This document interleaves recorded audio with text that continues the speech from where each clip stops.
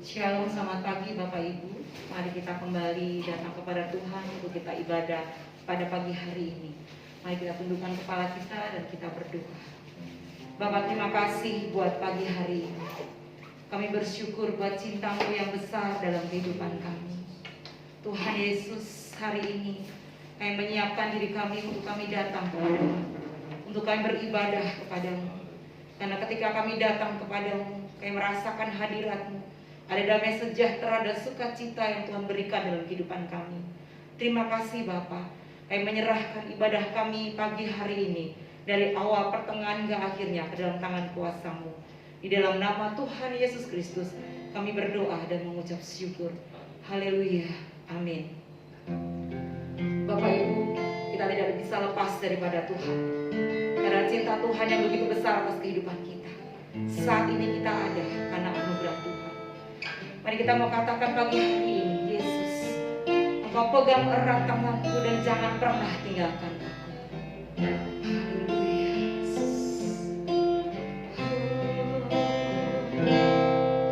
Yesus pegang erat tanganku, ku tak dapat hidup di luar kasih-Mu. Bapa, jangan tinggalkan aku.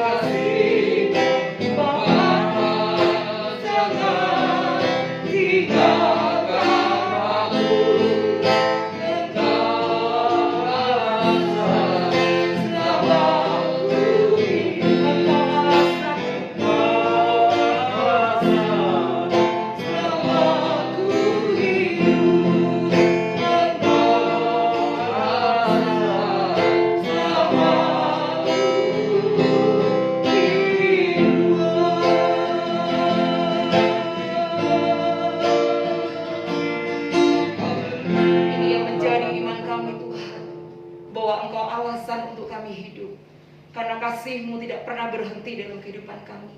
Bahkan Engkau sudah rela memberikan nyawa-Mu bagi kehidupan kami, memulihkan setiap hidup kami, menjamah setiap hidup kami. Terima kasih Bapa. Di dalam nama Tuhan Yesus Kristus kami berdoa dan mengucap syukur. Haleluya. Amin. Puji nama Tuhan. Mari kita jangan lelah bekerja di dalam Tuhan, sebab Dia membebaskan kita, damai sejahtera dan anugerah dalam kehidupan kita. Haleluya.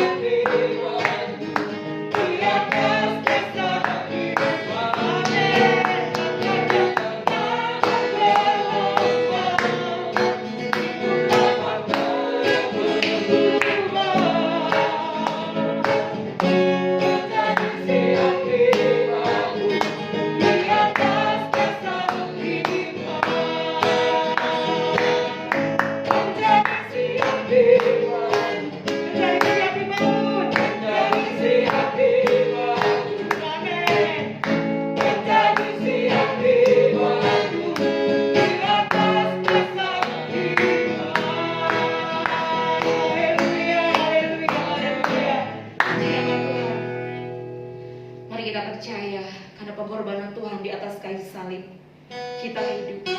Karena pengorbanan Tuhan di atas kayu salib, kita memiliki pengharapan. Karena pengorbanan Tuhan di atas kayu salib, kita dimenangkan atas setiap dosa kita. Mari kita bawa hati kita kembali kepada Tuhan. Haleluya, Yesus.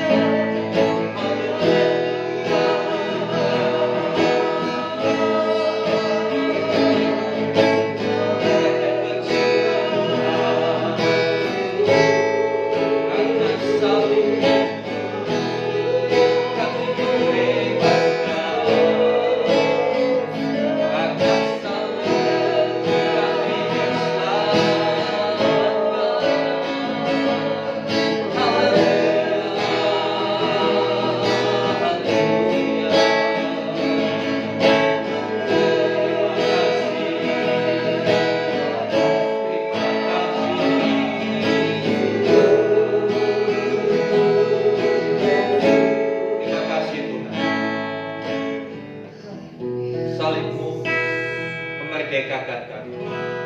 Salib-Mu menyelamatkan kami. Terima kasih untuk semua yang Kau lakukan di atas kayu salib. Pengorbanan yang tidak ternilai, tiada bandingan. Kalau kami ada sampai hari ini, kami tahu semua karena salib. Biarlah kami menyadari, sehingga dalam kehidupan kami selanjutnya, hidup kami berpadan dengan salib Kristus. Kami bukan hidup untuk diri kami lagi, tapi kami hidup untuk menyenangkan hati Bapa. Sekarang berbicaralah kepada setiap kami. Nyatakan isi hati, nyatakan kehendak-Mu, supaya kami dapat melakukannya. Terima kasih Tuhan. Puji nama. Di dalam nama Tuhan Yesus kami berdoa. Haleluya. Amin. Ya, shalom Bapak Ibu sekalian dikasih Tuhan. Ya, dimanapun Anda mengikuti ibadah ini, saya percaya hadirat Tuhan ada bersama dengan kita. Pagi hari ini saya rindu menyampaikan curhatnya Tuhan. Jadi ternyata bukan cuma manusia yang bisa curhat, Tuhan pun curhat. Mengapa? Karena Tuhan adalah pribadi. Allah kita adalah Allah yang adalah pribadi, bukan benda, bukan hanya kuasa, bukan zat, tapi dia adalah pribadi, sama seperti saudara dan saya. Dia memiliki perasaan, dia memiliki pemikiran, dia memiliki kehendak. Dan hari ini kita mau belajar, ternyata Tuhan itu bisa curhat. Hari ini kita akan belajar curhatnya Tuhan. Apa sih yang Tuhan curhatkan kepada kita? Ya, mari kita membuka di dalam kitab Nabi Yesaya di Perjanjian Lama. Kitab Nabi Yesaya pasal yang kelima, ayat 1 sampai ayat yang ke-7. Yesaya pasal 5 ayat 1 sampai ayat yang ke-7. Saya bacakan bagi kita semua. Silakan Bapak Ibu memperhatikan Alkitab Anda. Yesaya pasal 5 ayat 1 sampai ayat yang ke-7. Demikian firman Tuhan. Lembaga Kitab Indonesia memberi judul nyanyian tentang kebun anggur. Aku hendak menyanyikan nyanyian tentang kekasihku. Nyanyian kekasihku tentang kebun anggurnya. Kekasihku itu mempunyai kebun anggur di lereng bukit yang subur. Ia mencangkulnya dan membuang batu-batunya. Ia dan menanaminya dengan pokok anggur pilihan. Ia mendirikan sebuah menara jaga di tengah-tengahnya dan menggali lubang tempat memeras anggur. Lalu dinantinya supaya kebun itu menghasilkan buah anggur yang baik. Tetapi yang dihasilkannya ialah buah anggur yang asam. Maka sekarang hai penduduk Yerusalem dan orang Yehuda, adililah antara aku dan kebun anggurku itu. Apatah lagi yang harus diperbuat untuk kebun anggurku itu, yang belum kuperbuat padanya? Aku menanti supaya dihasilkannya buah anggur yang baik. Mengapa yang dihasilkannya hanya buah anggur yang asam? Maka sekarang aku akan memberitahukan kepadamu apa yang hendak kulakukan kepada kebun anggurku itu. Aku akan menebang pagar durinya, sehingga kebun itu dimakan habis, dan melanda temboknya, sehingga kebun itu diinjak-injak. Aku akan membuatnya ditumbuhi semak-semak, tidak dirantingi dan tidak disiangi, sehingga tumbuh putri malu dan rumput. Aku akan mendatangkan awan-awan. Aku akan memerintahkan awan-awan, supaya jangan diturunkannya hujan ke atasnya. Sebab kebun anggur Tuhan semesta alam ialah kaum Israel, dan orang Yehuda ialah tanam-tanaman kegemarannya. Dinantinya keadilan, tetapi hanya ada kelaliman. Dinantinya kebenaran, tetapi hanya ada keonaran. Saudara yang dikasih Tuhan, menarik sekali apa yang kita baca. Diberikan satu judul, keterangan di ayat pertama, aku hendak menyanyikan nyanyian tentang kekasihku. Nyanyian kekasihku tentang kebun anggurnya. Kekasihku itu mempunyai kebun anggur di lereng bukit yang subur. Saudara, ketika kita membaca ini, kita tahu bahwa Alkitab ditulis dengan berbagai macam bentuk sastra, berbagai macam bentuk. Ada yang cerita, ada yang seperti sejarah, ada yang puisi. Nah, bagian yang kita baca itu sebuah nyanyian. Sebuah nyanyian yang dituliskan, ditulis oleh Nabi Yesaya. Ya. Nah, kita melihat, kalau kita membaca secara keseluruhan kitab Nabi Yesaya, Yesaya diutus Tuhan kepada bangsa Yehuda, dan pada waktu itu kondisi bangsa Yehuda dalam kondisi sedang jauh dari Tuhan, sedang berdosa pada Tuhan. Pasal 1 sampai pasal yang ke-12 itu bicara tentang nubuatan-nubuatan tentang Yehuda. Artinya apa yang Tuhan akan lakukan terhadap Yehuda. Nah, saudara dikasih Tuhan, dikatakan Nabi berkata, aku hendak menyanyikan nyanyian tentang kekasihku. Siapa yang dimaksud kekasih? Tuhan. Ya. Tuhan. Jadi kita melihat di sini satu kebenaran, hamba Tuhan, kita semua hamba Tuhan adalah kekasih Tuhan. Dan ciri khasnya orang yang sedang memadu kasih, apa yang dirasakan akan disampaikan kepada kekasih. Kita melihat di sini satu kebenaran. Ternyata bukan hanya kita yang seringkali curhat kepada Tuhan, tapi ada kalanya Tuhan curhat kepada umatnya. Tuhan curhat kepada hamba-hambanya. Tuhan curhat kepada kita. Nyanyian tentang kebun anggur, sepintas ya biasa. Tapi kalau kita lihat lebih dalam, ini adalah satu luapan hati Tuhan, satu kegalauan Tuhan melihat umatnya. Mari kita lihat, saudara yang dikasih Tuhan.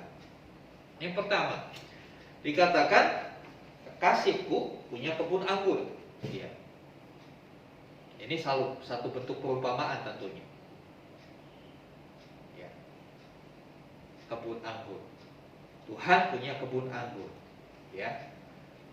Kita lihat dulu selanjutnya, siapa yang dimaksud kebun anggur? Kita lihat di kesimpulan bagian ini, ayat 7. Kebun anggur Tuhan semesta alam ialah kaum Israel, dan orang Yehuda ialah tanam-tanaman kegemarannya. Jadi dari ayat ini kita melihat bentuk perumpamaan atau metafora yang dipakai adalah kebun anggur. Kebun anggur Tuhan, orang Israel, umat pilihannya.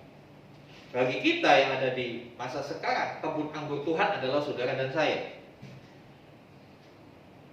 Orang-orang pilihannya, orang-orang yang sudah ditebus dan sudah menjadi milik Tuhan. Nah, bagaimana kebun anggur itu? Keadaannya kita melihat, saudara. Ayat yang pertama dikatakan kebun anggur itu letaknya di lereng bukit yang subur.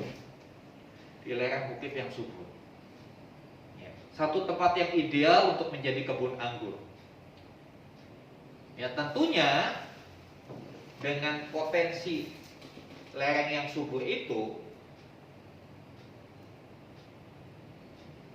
kebun itu diharapkan akan menghasilkan buah yang melimpah, buah yang baik, karena memang tanahnya sudah subur. Saudara yang dikasih Tuhan. Selanjutnya apa? Ayat yang kedua, ia mencangkulnya dan membuang batu-batunya. Siapa ia? Pemilik kebun anggur, kekasih dari Nabi, Tuhan. Ya, dia mencangkulnya dan membuang batu-batunya dan menanaminya dengan pokok anggur pilihan. Ia mendirikan sebuah menara jaga di tengah-tengahnya, menggali lubang tempat memeras anggur. Lalu dinantinya supaya kebun itu menghasilkan buah anggur yang baik. Jadi kebun anggur ini benar-benar dikelola dengan baik, benar-benar dirawat, ditanami dengan pokok anggur pilihan, bibit-bibit yang terbaik. Tentunya tidak ada alasan untuk gagal atau untuk terjadinya buah anggur yang jelek. Dengan semua yang sudah dilakukan oleh pemilik kebun anggur, seharusnya kebun anggur itu menghasilkan buah yang baik. Tanahnya sudah subur, sudah dicangkul, sudah dibuang batu-batunya. Kemudian ada menara jaga. Ya. Tujuannya menara jaga pada waktu itu banyak hama, ya, banyak binatang buas yang bisa merusak. Jadi dengan kata lain sudah dibuat perlindungan untuk kebun itu. Kemungkinan besar juga dipagari, ya kan, supaya tidak ada binatang-binatang liar yang merusak kebun itu. Ya. Sepertinya semua sudah dilakukan oleh pemilik kebun untuk mendapatkan hasil yang terbaik dari kebun anggurnya. Saya kira kita paham ketika kita membuat kebun, hal-hal ini juga kita akan lakukan. Saudara yang dikasih Tuhan, ini adalah satu perumpamaan, satu metafora. Bagaimana Tuhan sudah menjagai orang Israel, Tuhan sudah memilih orang Israel, Tuhan sudah menempatkan orang Israel di tanah yang subur. Dalam konteks pada waktu itu Tuhan menempatkan orang Israel di tanah Kanaan. Yang kalau kita melihat informasinya di dalam kitab Yosua, ketika mereka mau masuk tanah Kanaan, diutus pengintai, mereka terkagum-kagum dengan tanah itu. Para pengintai itu membawa informasi bahwa tanah itu tanah yang luar biasa subur. Bahkan anggurnya dikatakan itu satu tanda bisa dipikul 2 orang. Kebayang nggak saudara? Biasanya kalau anggur kan ya sebegini ya, segini saudara ya tandanya. Tapi dikatakan firman Tuhan, tandan anggurnya itu bisa dipikul 2 orang. Betapa besar, hasilnya maksimal. Ya. Melimpah susu dan madunya, itu bahasa-bahasa kiasan semua yang memberikan arti bahwa tanah itu tanah yang luar biasa subur, tanah yang menghasilkan, produktif sekali. Di sini dikatakan dalam perumpamaan ini, kekasihku mempunyai kebun anggur, kebun anggurnya di lereng bukit yang subur. Tuhan sudah menempatkan orang Israel di tempat terbaik, di tanah terbaik pada waktu itu. Bukan hanya itu, Tuhan mencangkul dan membuang batu-batunya. Kehidupan Israel sungguh-sungguh dipelihara oleh Tuhan. Didirikan menara jaga, benar-benar menjadi milik kesayangannya. Dalam bagian Alkitab lain Tuhan berkata, kamu adalah biji matanya Tuhan. Biji matanya Tuhan pasti dirawat. Ya kadangkala ya bahasa-bahasa Alkitab itu menceritakan atau mendeskripsikan seperti yang kita lakukan sebagai manusia. Biji mata, kita punya biji mata, pasti kita akan jaga. Kalau kita kelilipan sedikit kita udah bingung. Dijaga dengan sedemikian rupa. Semua Tuhan sudah lakukan bagi umatnya. Tetapi apa yang terjadi? Ayat 2 bagian terakhir dikatakan, tetapi yang dihasilkannya ialah buah anggur yang asam. Buah anggur yang asam. Kualitas, ya berbuah sih berbuah, tapi bukan buah yang baik, buah yang tidak baik. Ya. Tidak dikatakan kebun anggur itu tidak menghasilkan buah atau mati, enggak, hidup. Buktinya hidup apa? Berbuah. Ya. Cuma buahnya itu tidak seperti yang diharapkan. Buahnya buah yang asam. Ya kita kalau beli buah kan cari yang manis. Kecuali kalau memang buah asam ya memang asam. Ya, pada umumnya orang mencari buah cari yang manis. Makanya seringkali untuk menggambarkan buah yang manis itu ditambah kelengkeng madu, ya, nanas madu, jeruk madu. Karena madu ini gambaran dari sesuatu yang manis. Walaupun sebetulnya ada juga madu pahit, gitu kan? Madu hitam karena pahit. Tapi secara umum madu menggambarkan kemanisan dan orang suka kan yang manis, sehingga penjual tulis nanas madu. Padahal ya nanas saja, nggak ada madunya kan begitu. Tujuannya menunjukkan bahwa yaitu nanas yang manis dan orang suka akan hal itu. Dan saudara dikasih Tuhan, ironi sekali ketika Tuhan menantikan buah yang manis, ketika Tuhan menantikan buah yang baik dari kehidupan umatnya, tetapi yang sebaliknya yang Tuhan terima. Dia melihat umatnya tidak hidup dalam kebenaran. Bahkan orang Israel berulang kali jatuh dalam penyembahan berhala, menduakan Tuhan. Dan cerita ini sebetulnya salah satu bentuk kegalauan Tuhan, hati Tuhan yang sedih melihat umat. Selanjutnya ayat 3, ayat 4 itu menunjukkan satu luapan hati Tuhan, curhatnya Tuhan di sini. Maka sekarang hai penduduk Yerusalem dan orang Yehuda, adililah antara aku dan kebun anggur. Seolah-olah Tuhan menyatakan, sebetulnya ini siapa yang salah? Aku sudah lakukan bagianku. Tapi mana yang kau hasilkan yang tidak baik? Hingga ayat 4 ada satu tekanan, ada satu ekspresi kekecewaan. Apatah lagi yang harus diperbuat untuk kebun anggurku yang belum kuperbuat kepadanya? Seolah-olah Tuhan menyatakan dirinya, aku sudah lakukan apa yang belum aku lakukan untuk kamu.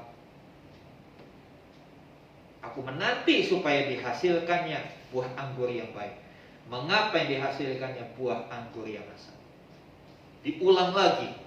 Kalimat ini diulang lagi. Ini bukan hanya sekedar pengulangan dalam sebuah lagu, tapi ada satu makna bahwa inilah penekanannya. Inilah kondisi yang sebenarnya, bahwa ketika Tuhan menghasilkan buah anggur yang baik, Tuhan tidak mendapatkan. Justru Tuhan mendapatkan buah anggur yang asam. Itulah kondisi umat Israel. Padahal kurang apa Tuhan bagi umat Israel? Ketika mereka ada di Mesir, Tuhan bebaskan dengan cara yang ajaib. Mereka di padang gurun mengeluh, gak ada daging, Tuhan kirim burung puyuh. Mereka masuk ke Kanaan, mereka melihat tanah Kanaan luar biasa subur, menghasilkan. Tetapi sepertinya tidak adil, makanya Tuhan berkata, adililah antara aku dan kebun anggur. Kalau kebun anggur ini jelas menunjukkan orang Israel, ya ayat 4 itu kita bisa pahami, apatah lagi yang harus kuperbuat untuk umatku yang belum aku perbuat. Nah, ayat 3, adililah antara aku dan umatku. Siapa sebetulnya yang bersalah? Tuhan sudah melakukan bagiannya bagi umatnya. Ketika kita memaknai nyanyian ini dan kita mengaplikasikannya dalam kehidupan kita, bukankah ini sebuah teguran dan tempelatan buat kita? Ayo kita pikir, apalagi yang belum Tuhan perbuat dari hidup kita? Tuhan menjaga, Tuhan melindungi kita. Bahkan di tengah pandemi Tuhan menjaga, melindungi kita. Izinkan saya bertanya, apakah Bapak Ibu selama pandemi ada yang kekurangan makan? Ada yang kelaparan? Tidak ada kan? Bukankah itu karena Tuhan? Tuhan sudah lakukan banyak hal dalam kehidupan ini. Ketika kita sakit, Tuhan sembuhkan. Ketika kita dimusuhi, ketika kita menghadapi masalah, Tuhan bela. Tetapi sekarang, apa bagian yang sudah kita lakukan buat Tuhan? Tuhan gak minta banyak, Tuhan hanya minta kita menghasilkan buah yang baik. Dan kita semua berpotensi menghasilkan buah yang baik. Karena sudah dikondisikan untuk kita menghasilkan buah yang baik. Bibitnya bibit unggul, bibit yang baik. Tanahnya tanah subur, batu-batunya sudah dibuang, sudah dicangkul, sudah dibersihkan. Saudara, ini kasih Tuhan. Segala kondisi Tuhan sudah siapkan supaya kita menghasilkan buah yang baik. Tapi pernyataannya, kenyataannya, buah anggur yang asam yang dihasilkan. Biarlah ini menjadi satu perenungan bagi kita, saudara. Sebelum kita masuk dalam perjamuan kudus, bagaimana buah yang kita hasilkan? Apakah buah yang manis atau buah yang asam? Apakah kita sudah membuat Tuhan tersenyum? Tuhan bersuka cita dengan apa yang kita hasilkan? Atau justru menggalaukan hati Tuhan? Bangsa Israel jadi satu pelajaran bagi kita, untuk kita bisa waspada. Jangan sampai apa yang mereka alami, kita alami. Lalu selanjutnya, apa yang terjadi selanjutnya? Apa yang akan Tuhan lakukan selanjutnya bagi umatnya? Karena kenyataannya mereka tidak menghasilkan buah anggur yang manis, tapi buah anggur yang asam. Ayat yang ke-5 dikatakan di sana, maka sekarang maka sekarang menunjukkan dari hasil yang didapat menghasilkan buah anggur yang asam, maka Tuhan melakukan hal selanjutnya. Maka sekarang aku mau memberitahukan kepadamu apa yang hendak kulakukan kepada kebun anggurku. Biarlah ini menjadi peringatan buat kita. Ini yang akan Tuhan lakukan ketika kita menghasilkan buah anggur yang asam. Aku akan menebang pagar durinya. Pagar bicara soal perlindungan.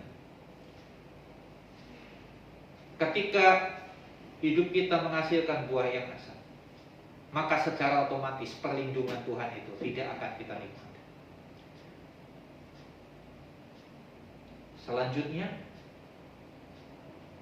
kalau pagarnya tidak ada lagi, maka kebun itu dimakan habis.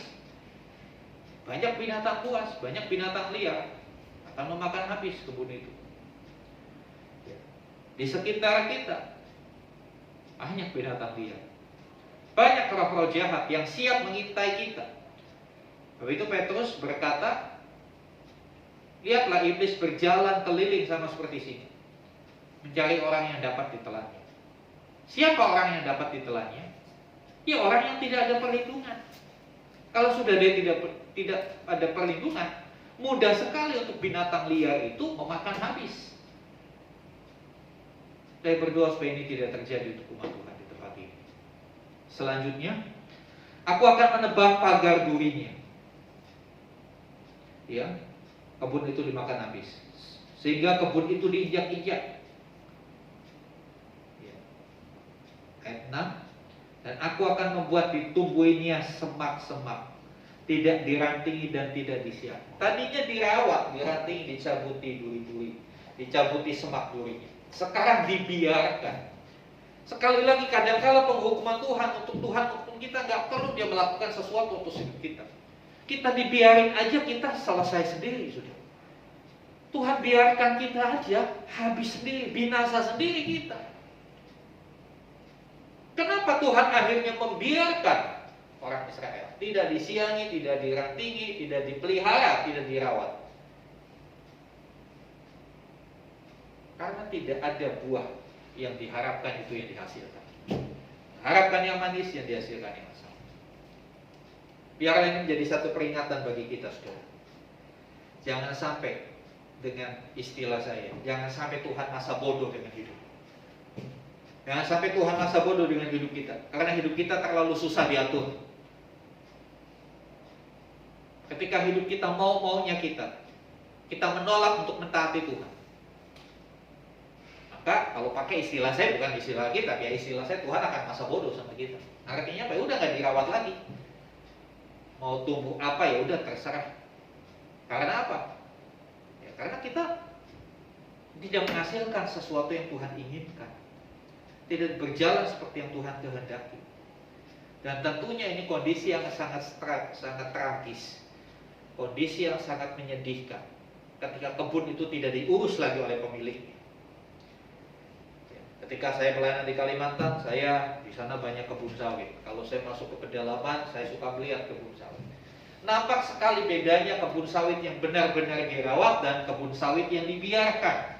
Kebun sawit yang dibiarkan rumputnya tinggi-tinggi, udah seperti kayak balik hutan. Buahnya juga satu pohon paling satu kecil. Tapi kalau kebun sawit yang dirawat itu bersih bawahnya, tidak ada rumput, rapi, dan hasilnya buahnya besar-besar.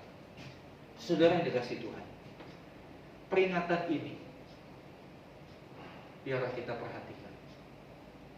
Jangan sampai Tuhan membiarkan hidup kita. Bahkan bukan hanya itu, aku akan memerintahkan awan-awan supaya jangan diturunkannya hujan ke atasnya. Ketika bicara hujan, selalu identik dengan berkat. Pastinya kalau kita tidak menghasilkan kehidupan yang dikehendaki Tuhan, jangan banyak berharap berkat akan turun atas hidup kita. Kalau tidak ada hujan, itu artinya kekeringan. Kekeringan itu awal dari kematian. Kalau kita menanam pohon, kita biarkan kering, tidak disiram, cepat atau lambat pohon itu akan mati.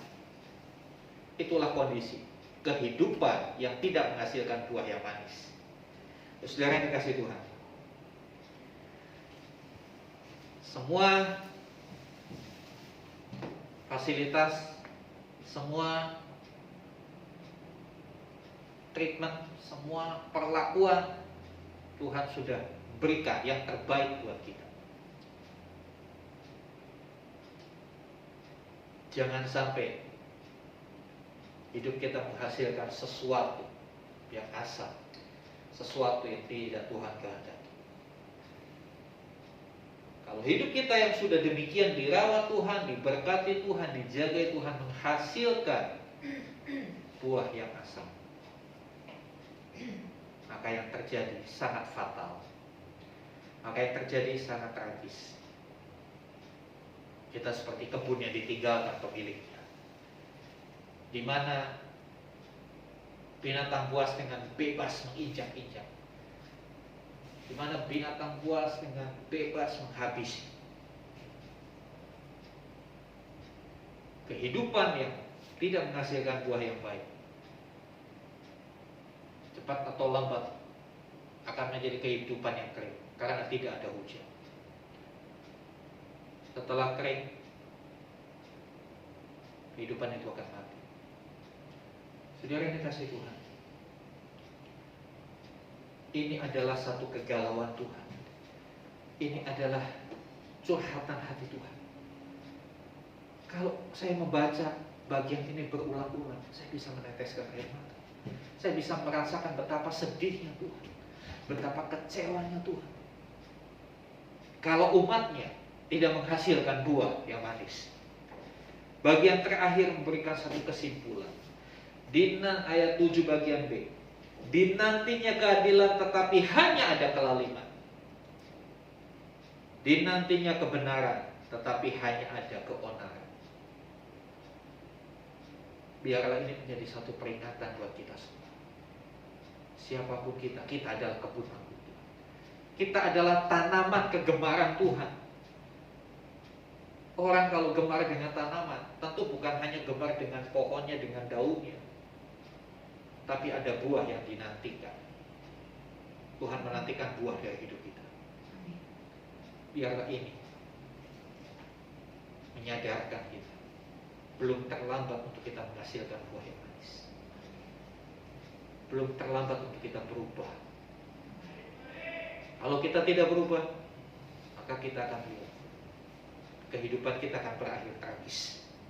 Bukan karena Tuhan tidak sayang, justru kebaikan Tuhan kadang-kala kita lupakan. Kadang-kala kebaikan Tuhan kita anggap remeh, kita anggap ya udah biasa lah. Saya pernah sampaikan, dalam kondisi sebelum pandemi, ya orang pikir ya kita bernafas, hirup udara segar, ya udah seperti ya begitu saja, tidak ada sesuatu yang dapat disyukuri. Saya pun gak pernah bersyukur untuk udara segar yang bisa saya hirup dengan gratis. Tapi setelah pandemi, ketika Tuhan izinkan saya kena COVID dan saya akhirnya dirawat di rumah sakit, saya melihat bagaimana orang membutuhkan udara, membutuhkan oksigen. Oksigen gak ada pun mahal sekali.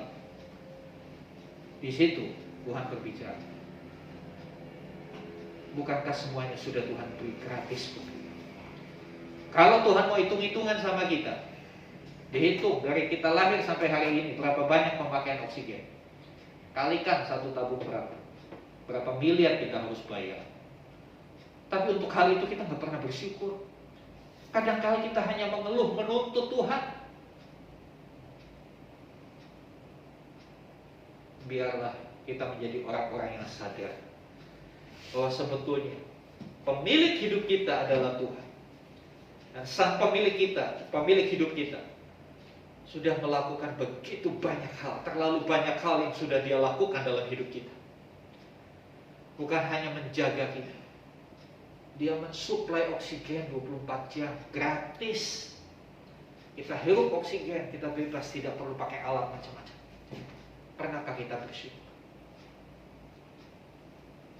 Mari hasilkan buah yang baik, supaya kehidupan kita juga jadi baik. Mari sama-sama kita datang kepada Tuhan. Sedang kita sama-sama berdiri, sebentar kita akan masuk dalam perjamuan kudus. Biarlah perjamuan kudus bukan hanya ritual yang menjadi rutinitas, tapi biarlah setiap kita menyadari Tuhan sudah melakukan banyak hal. Bahkan anaknya yang tunggal sudah dikorbankan, mati di atas kayu salib. Dan saudara dan saya beroleh keselamatan. Kita naikkan pujian tadi. Karena salib.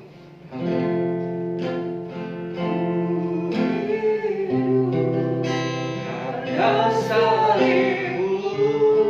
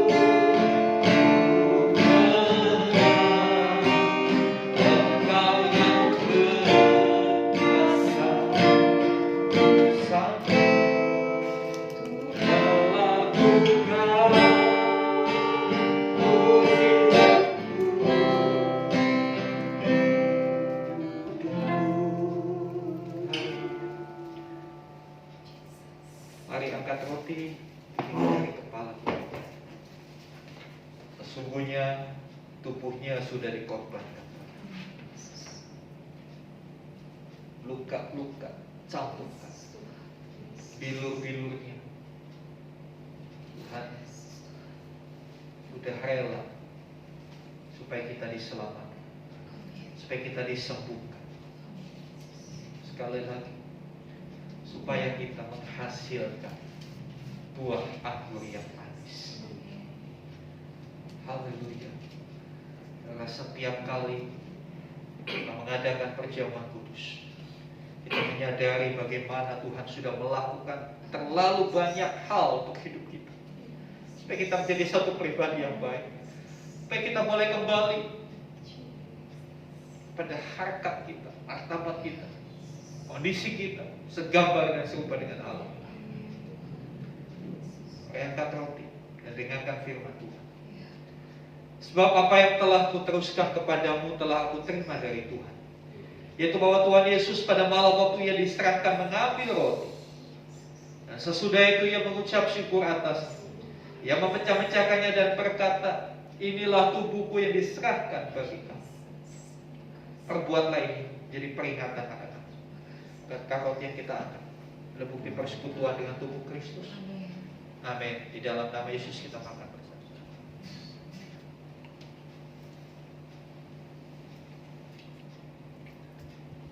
Haleluya. Haleluya. Terima kasih Tuhan. Terima kasih untuk pengorbanan. Haleluya. Sekarang mari kita angkat cawan berisi anggur hadapan Tuhan dan dengarkan firman Tuhan. Demikian juga Ia mengambil cawan sesudah makan, lalu berkata, cawan ini adalah perjanjian baru yang dimeteraikan oleh darah. Perbuatlah ini setiap kali kamu meminumnya, menjadi peringatan akan aku.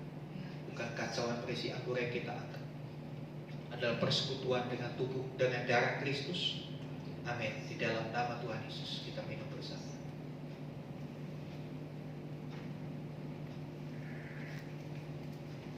Haleluya, haleluya.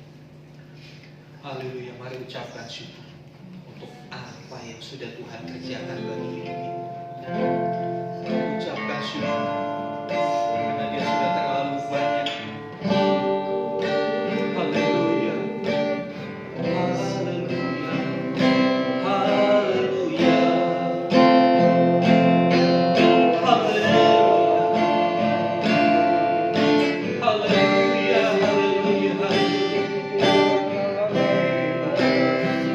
haleluya, haleluya, bersyukur Tuhan apa yang sudah Tuhan kerjakan bagi hidup kami.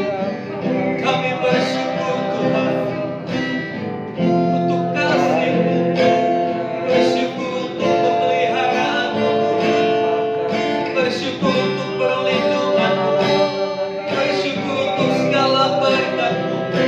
Haleluya. Terima kasih, terima kasih, terima kasih. Biarlah kehidupan kami selanjutnya menjadi kehidupan senantiasa menghasilkan buah yang manis, menghasilkan keadilan dan kebenaran. Haleluya, haleluya, haleluya, haleluya.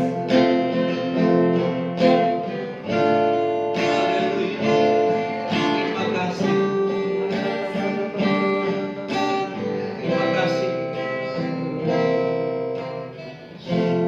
Kalau kami boleh masuk dalam perjamuan kudus, terima kasih kami kembali diingatkan akan karya Kristus di atas kayu salib. Karya yang satu kali untuk selama-lamanya, satu kali dan berakibat sangat dahsyat dalam hidup kami. Yang setiap kali kami mengingatnya, kami rindu untuk hidup kami berubah. Kami rindu untuk hidup kami menghasilkan buah yang manis.